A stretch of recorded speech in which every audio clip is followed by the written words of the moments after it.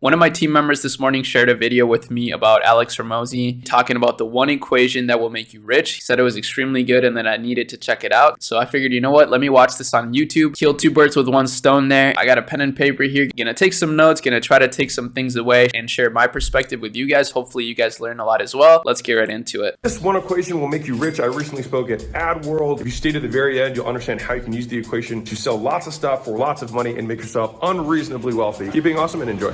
Sounds pretty good. There's two things I want to talk about. One is how do you create and sell valuable things, right? You probably hear people say, hey, like provide more value, give value away. Like it's all about value, value, value. But like no one defines what is value. What does that even mean, right? What are the components that create a more or less valuable product or service? The second part is one of the 4 different things that you can do to enhance value. All right, so once you have a valuable thing, you can enhance it by adding scarcity.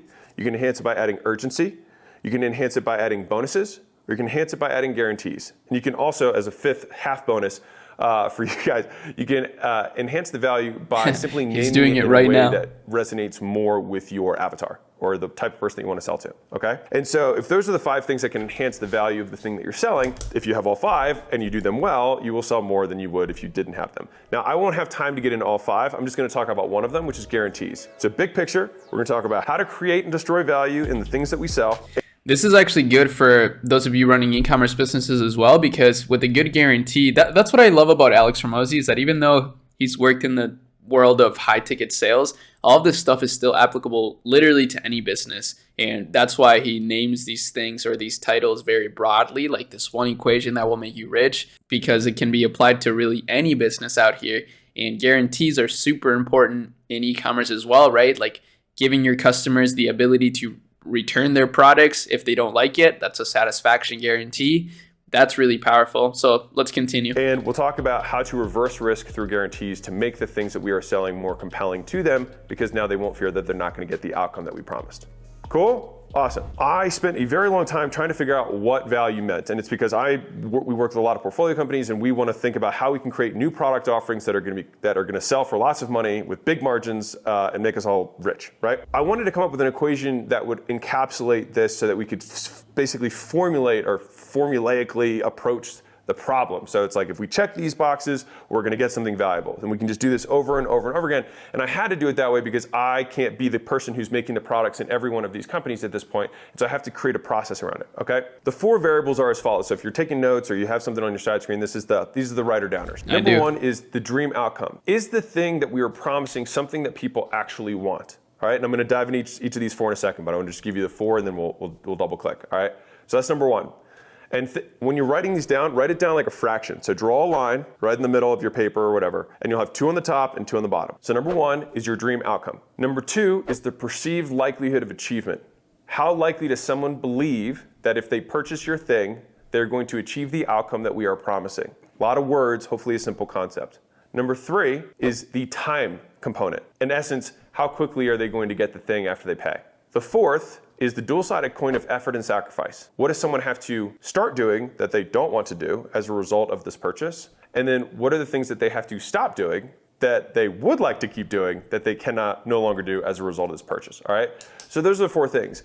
And what I'd like you to do in thinking through this as we break it down is think about your own products and services that you have and think about how they stack up in using this equation, all right? I'm gonna give you This is a really good equation for finding winning products, by the way. Like when I'm watching this, I'm thinking about things that we can do at our agency, right? Because I feel like I'm not even close to the same level as Alex Hormozi, but I'm taking a similar approach in the sense that I'm getting involved with established brands and growing that way. Of course, we do have our own in-house brands as well, but we kind of treat them like client brands. So that's what I'm trying to put my focus into. But for those of you that are looking for winning products, right, like this equation is super powerful because this is what makes somebody buy something. So most winning products out there, at least the most viral ones for e-commerce, follow this equation pretty on point. Picture back and forth example, and then I'm going to dive into each of them in more detail. If we were to think about an ideal outcome, all right, so let's use weight loss because it's an example that most people can understand, all right? So why is it that, let's say you have some things that you can sell for weight loss, like $50,000 surgeries for liposuction, and on the other hand, you've got a $5 ebook that promises a skinny tummy. If they make the same promise, right, which is the dream outcome, number 1, how is it that these 2 things are so different in price, right? Well, it's the other 3 variables, right? Because the dream outcome, people want to lose weight, right? And so that's unit number one. Now, the reason that that is number one of the four is that if I were to say, hey, I can make you $1 million versus losing weight, most people, many men especially, would probably value making money more than they would value losing weight. Not always, but oftentimes. As a category, investment things, franchise opportunities, business opportunities tend to sell for a higher price, which is the kind of the component of B2B, business to business versus business to consumer. By and large, when you have two different things like that, we use the dream outcome to differentiate entire industries or categories of products as being more or less expensive. Now, once we have the same dream outcome, like weight loss, being delivered, then we move on to the other three parts of the equation. Let's go on to perceived likelihood of achievement. If I have two people who are selling the same exact thing, let's use a doctor in that weight loss example, like the liposuction guy. And let's say that liposuction guy A, doctor, has done 10,000 surgeries of liposuction. And let's say Dr. B has done 1. Same surgery, same dream outcome. It's gonna take the same amount of time, same amount of effort for you. This guy might even spend more time on you than this guy because he's not as experienced. Which one are you gonna go with? Probably the 10,000 guy. Why? Because of the perceived likelihood of achievement. We have lower risk associated with making this purchase because we believe that if we give this money, we're going to have the outcome that we desire. This is where reviews come in and where they're so important. And also like social proof on your website, whether that be videos, whether that be like a little pop-up showing people that successfully shopped on your site. That's pretty good stuff for e-com. And so if you think through this in terms of your own products, you're like, am I doing a good enough job before the purchase of increasing someone's perceived likelihood of achievement? Because in a very real way, that confers itself or it translates into higher prices. This guy, even though it probably takes him less time to do the surgery, he actually can charge more than this guy. Isn't that wild? So we've got the dream outcome. That's is the pretty thing cool. Something people actually want? What's the perceived likelihood of achievement? Now, if we stop there between making big promises and making people believe that it's actually going to happen for them, that is what the majority of young and new entrepreneurs spend their time on. Most people, myself included, spent the first half, 2/3 of my career trying to beef up the top side. I would promise bigger and I would show more testimonials, more results. Promise bigger, more testimonials, more results, right? More third-party edification, more celebrity endorsements, etc., right? But I believe now I've done this a little bit, that the actual fortunes rely on the bottom side of the equation, okay? So remember, this is the top side that creates value. The bottom side of this fraction are the things that destroy value. Our goal is to increase the top side and decrease the bottom side. So with time, there's two components of time. We have the time delay between when you buy and when you get, and then the amount of time to immediately start seeing any kind of outcome. So it's like the experience along with it. So for example, if I signed up for a gym membership, right, using this weight loss example, I might know that I'm not gonna lose the weight for a year, but if I start seeing value from the community, I start feeling more upbeat, etc., I'm going to start experiencing benefits that might not be my big goal, but I'm going to have other things along the way that are going to still deliver value quickly. The whole component of time here is how quickly between when I buy and when I get. I'll give you a B2B example and a B2C example. In a B2B example, let's say you own a marketing firm. So this is AdWorld. So I'm sure this will resonate with a lot of you guys. This is why it's such a good idea to try to improve your shipping times and get third-party logistics set up for e-commerce specifically, because then people will get their product sooner. I mean, obviously you can't start out that way if you're drop shipping, but that's why he said the goal is to get that lower and lower. You got to start somewhere, but the goal is to get the time delay lower and lower. If you have two agencies that are side by side and they both say, hey, I'm going to do some marketing for you and I'm going to get your phone to ring, one way or another. Marketing agency A says, okay, now that we're doing this, you're going to have to start, recording lots of ads for us, and we're going to be meeting 3 times a week, an hour each time, and you're probably going to take 4 hours a week to record these ads for us, and it's going to take us 60 days to get this stuff done. At day 60, your phone starts ringing from the ads that they do, okay? Marketing agent number 2. You sign the paper, and as soon as you sign the paper and they process your credit card, your phone rings and it's a lead within seconds. Same product, time collapse. And so one of the easiest things, I had a mentor once say this, he said, one of the easiest ways to figure out what product to sell is look at the products everyone else is selling and deliver the same thing in half the time. And so when we think about the products that we sell, is there a way that we can condense TTV, which is time to value? And so one of the huge ways that we focus on when we bring a portfolio company in at acquisition.com is we say, how can we look at this service delivery and see if we can do it faster? Now, before the people who are in the room who are like, well, my business is different. We have a company that publishes books, for God's sake. So a very long process.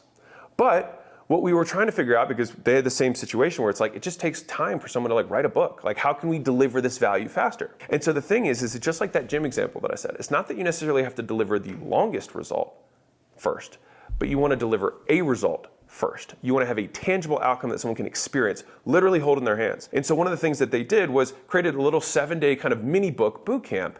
And when they did that, people at the end of 7 days could have an actual mini book published and live. Now they make it clear, this is not the book that's going to make you a millionaire.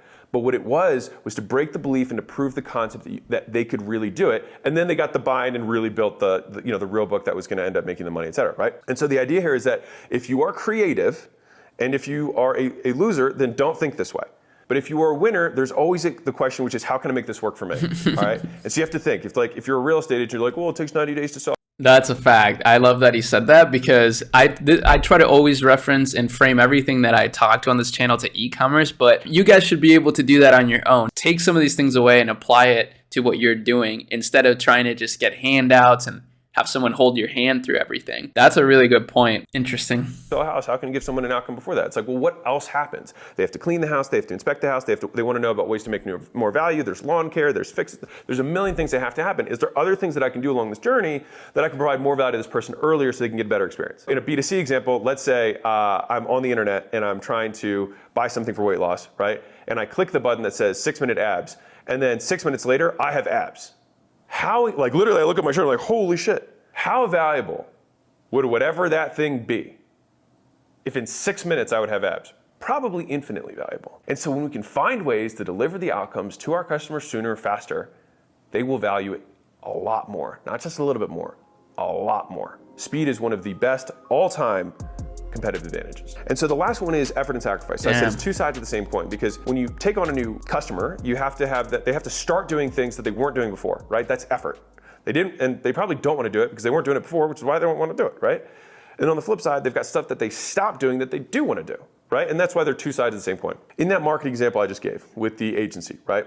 Let's say marketing agency A and B, and I said A had, you have to three meetings a week, and you've got 4 hours to deliver us copy and creative and whatever, right? Versus the other agency that's like, oh, we've already tested all the stuff for your industry, and we've got videographers and whatnot who can already just start running the stuff. Like, you just pass and it's taken care of. How much more valuable is the guy who takes none of your effort and sacrifice, takes no effort on your part to make this outcome occur? So if you're thinking about this within your own business, the way that we like to think about these four variables, right? When we have the effort and sacrifice, the goal, just like time, is to decrease it. And if we're repeating the same activities with every one of our customers, how can we streamline that? How can we predict what is going to happen? And how can we make 3 onboarding calls into one? And how can we make one onboarding call into a checklist? So how can we streamline this process such that it's seamless and effortless and ideally immediate for them to achieve the result? All right. And so I said there's four variables in the value equation. You've got a big dream outcome that people want to experience. They believe that the likelihood that they're going to experience it is very high. The time that they have to wait between when they buy and when they get is as little as possible. And then the effort and sacrifice is 0. And when you put those 4 things together, you have a very valuable product. And so when I said that the bottom half of the equation is the more valuable thing, that as I've learned, is that it's very easy to make bigger promises and throw testimonials and things like that.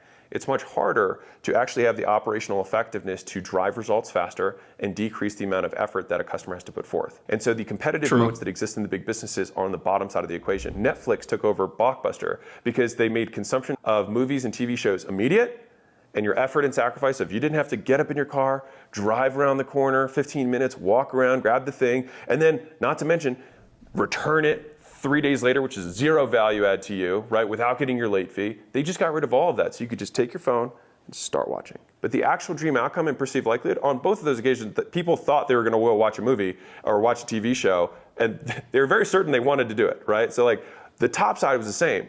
The bottom side of the equation is where they killed everyone. If you look at Amazon, they made the purchasing process seamless on 2 angles. If I can click with one button and it comes tomorrow, they made the effort and sacrifice virtually nothing in terms of the purchasing. And then the time delay is virtually nothing in terms of getting the thing. And they continue to shrink that time gap. They sell the same products as everyone else, literally. But what did they do? They increased the perceived likelihood of achievement by adding all the reviews. So people believe that when they buy the thing, they're going to get the outcome they really want, the job they hired the product to solve. They believe they have when they have that because of the reviews that Amazon leaves, right? The time. True. Amazon is such a strong business. I think in the future, almost every Shopify store is going to be also on Amazon. But that works the other way around too. I think most Amazon businesses are going to also be on Shopify. Could be wrong, but that definitely seems to be where things are headed. Time, because they get it immediately and they can buy it quickly. And the same thing with the effort and sacrifice, right? And so that's ultimately how Amazon is able to beat, because they provide value. All right, is this making sense? Is this cool? You guys digging this? Okay. I'll give you one cool benefit of that 4-part stack, and then I'll segue into the guarantees portion. All right. So I gave you 4 variables. Guess what those 4 variables also equate to? They equate to headlines and copy. So if I want to promise something to a prospect, what am I going to say? Here's the dream outcome. Here's a number that is related to the amount of people who we've helped achieve this thing. Here's how long it took them to achieve that thing. And then here are stipulations around that claim. And if you have data from your customer success department, which hopefully you do, right? Which is percentage of customers who maybe leave a 5-star review, or percentage of customers who achieve X outcome by X date under this condition. Now you have claims that you can use that are very compelling in your marketing and your copy. These can be headlines in emails, they can be headlines in ads, they can be on your sales pages, they can be hooks in your videos and creative content.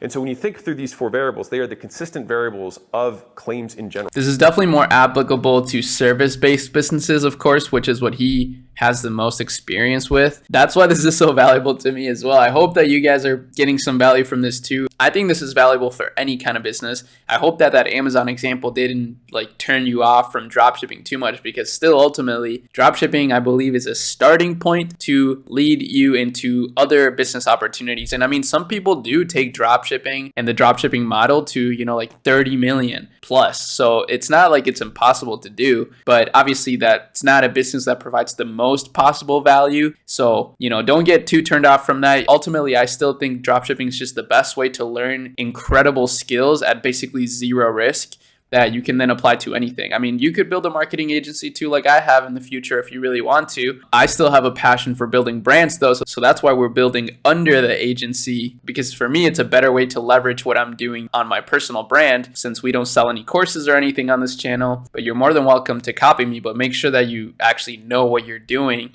And the best way to do that is to start a dropshipping store and figure it out. So when you want to communicate to a chiropractor that you can help market for his facility, you're going to say 70% of our chiropractors that we work with achieve over 100 patients in their first 30 days without having to make an ad, effort and sacrifice. And so when you do something like that, you use those 4 parts of the equation. That is also reverse engineers copy, because they should be related, because value is what people want to buy.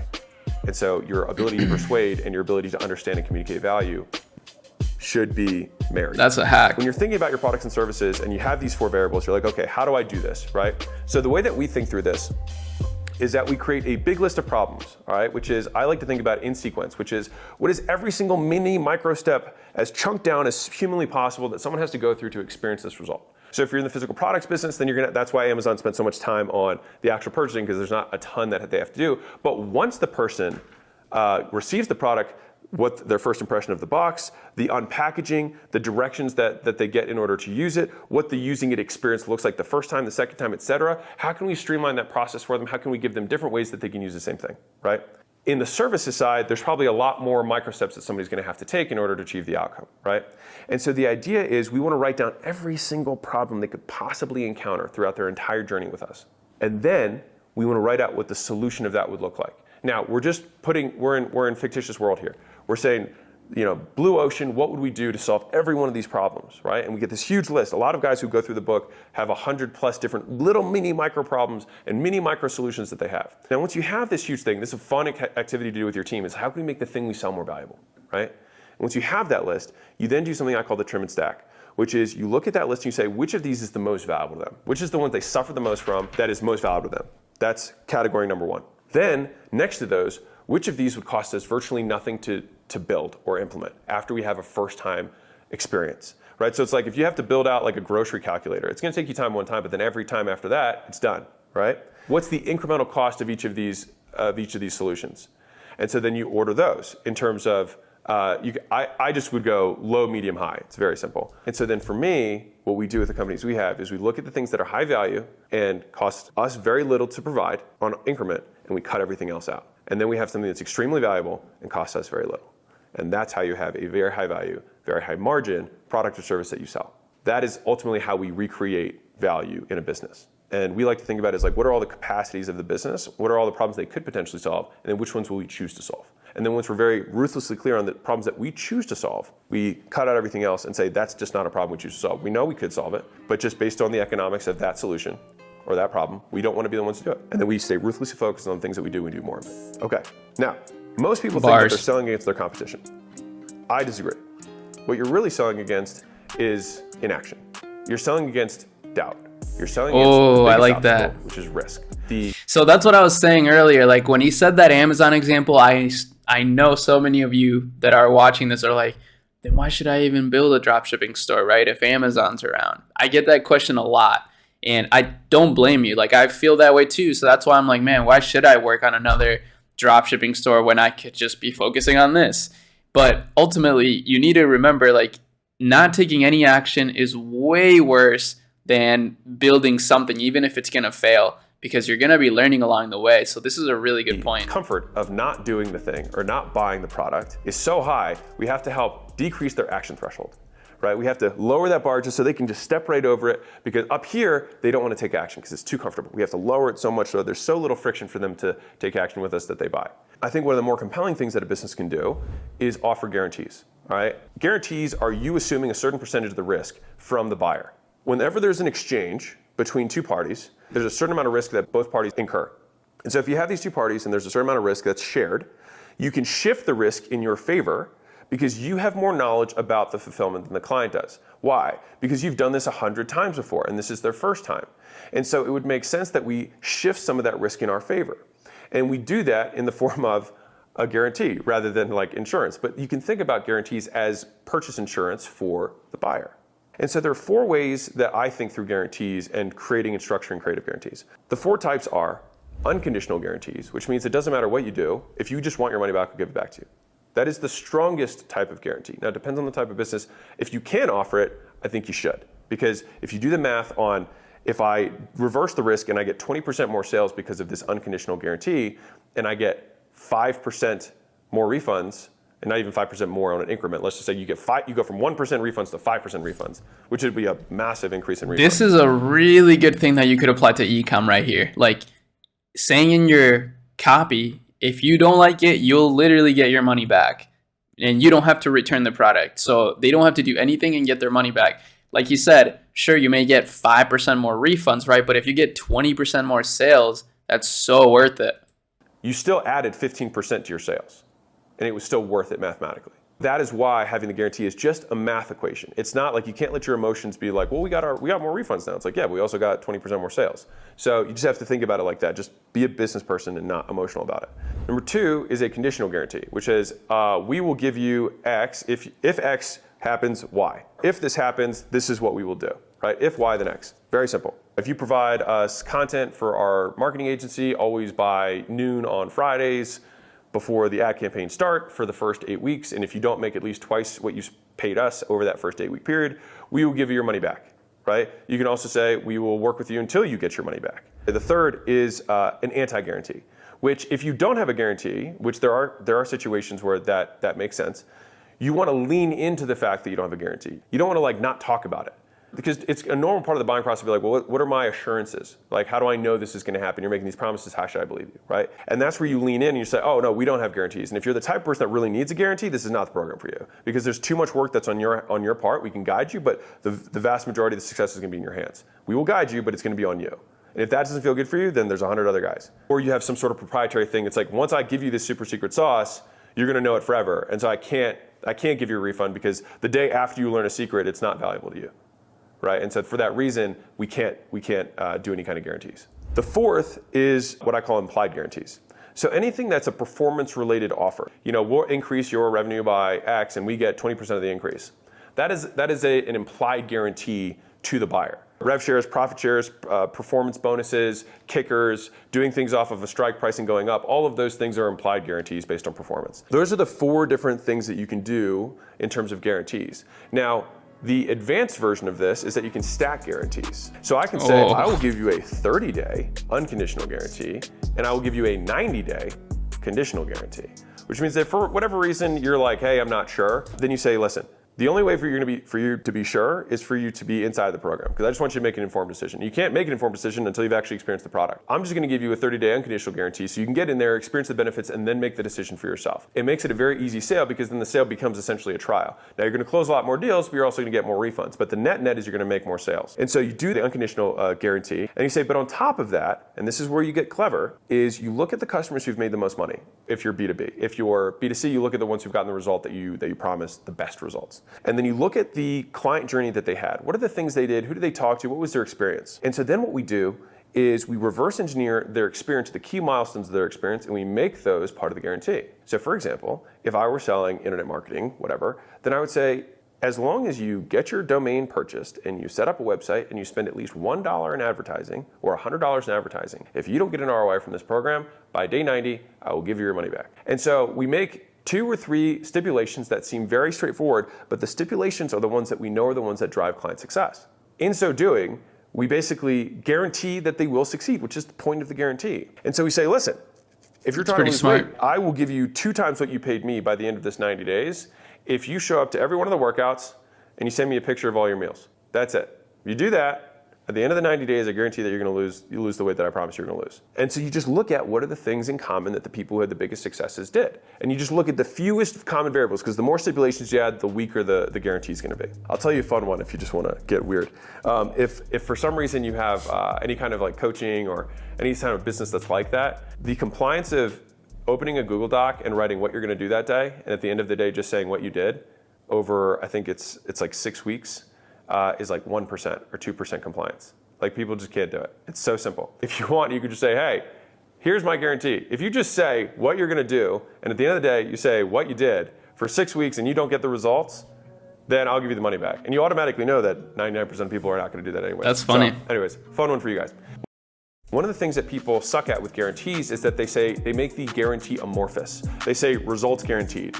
What you don't want to do is say that, because it's like banner blindness. Everyone's heard that before and it means something different to everybody. What we want to do is spell out exactly what our guarantee is. And we don't even need to use the word guarantee. We can just say, if you don't get very specific outcome, if you don't lose 6 inches from your waist by this time period and you X'd, I will write you a check for the difference between what you gave me and what you think it was worth. You want to spell it out in common language so they understand what you're actually saying rather than saying results guaranteed. If you enjoyed this stuff, I have a book called $100 Million Offers. You can check it out. It's 99 cents. I hope you got a good return on your attention and you can immediately use at least 1 or 2 of the things to ultimately sell more people. Good stuff. I definitely get an ROI on my attention there. That was 22 minutes long. Not easy to get through in these times of short form content addiction. However, I'm really happy that I was able to do this on camera with you guys. I got a lot of really great notes here. I hope that you guys did too, and I really hope that this helped you in some way. And that's about it. See you in the next video. Peace.